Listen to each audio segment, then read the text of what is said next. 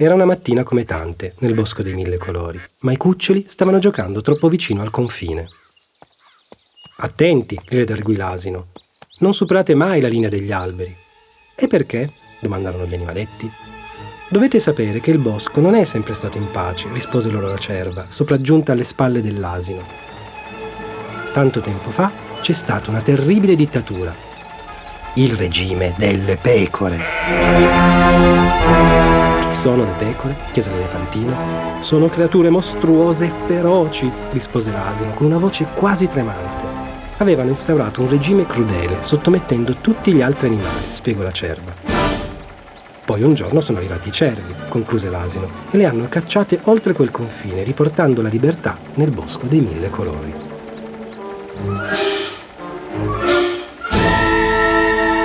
Spaventati da quei racconti, i cuccioli si allontanarono dal confine. Nel pomeriggio, però, la curiosità vinse sulla paura e i piccoli tornarono ai margini del bosco. Stavano camminando guardinghi quando incontrarono un animale che non avevano mai visto prima. «E tu chi sei?» chiesero le oche. L'animale, anch'egli un cucciolo, era ammutolito dal terrore, i suoi occhi sbarrati e fissi su di loro.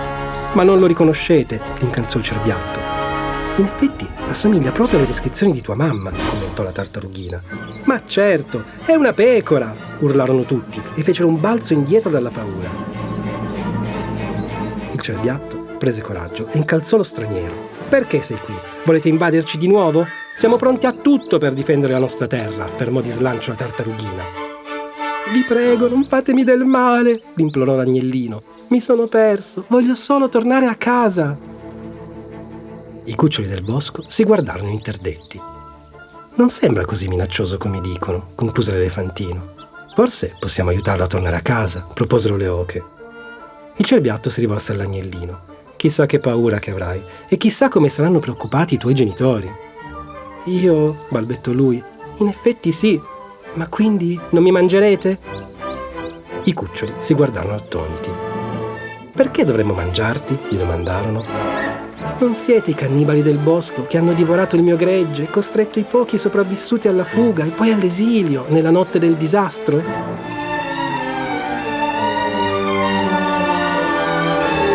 I cuccioli capirono che nei racconti degli adulti c'era qualcosa che non andava. Superato il timore iniziale, il gruppo del bosco accompagnò quindi l'agnellino oltre il confine degli alberi. Quando li videro arrivare, le pecore si spaventarono a morte. «Che hai fatto? Hai portato il nemico tra noi!» lo accusò il padre. «Siamo spacciate, ci divoreranno tutte!» gridò la madre.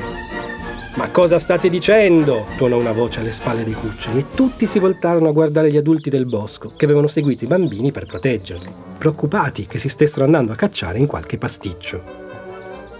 «Noi non siamo barbari cannibali», continuò il cervo e concluse. «Voi piuttosto state lontani dai nostri cuccioli e non pensate di poter tornare nel bosco a imporre la vostra dittatura».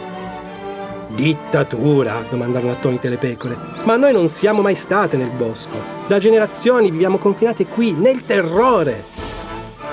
«Voi nel terrore?» ribatté l'asino, ancora più incredulo. «Ma noi sappiamo che siete feroci e pericolose». «E noi sappiamo che voi siete i nostri peggiori nemici», rilanciò la madre dell'agnellino. «Forse la verità è che non sappiamo un bel niente gli uni degli altri», propose timidamente l'agnellino, e tutti si voltarono verso di lui. «Ha ragione», disse il cerbiatto. «Qualunque cosa sia successa fa parte di un passato avvenuto molto prima che tutti noi nascessimo. Dopo tutto questo tempo, perché non proviamo a conoscerci per quello che siamo veramente oggi?» concluse la tartarughina, e quella sembrò a tutti una buona idea. Certo, le vecchie credenze sono dure a morire e ci fu un po' di diffidenza reciproca all'inizio. Ma poco alla volta le pecore tornarono a vivere in pace con gli altri abitanti del bosco e ai cuccioli non fu più proibito di superare il confine degli alberi. Almeno fino a che nessun altro animale verrà discriminato per la sua razza, per il suo modo di essere e di pensare o per quello che hanno fatto i suoi antenati in un passato ormai lontano.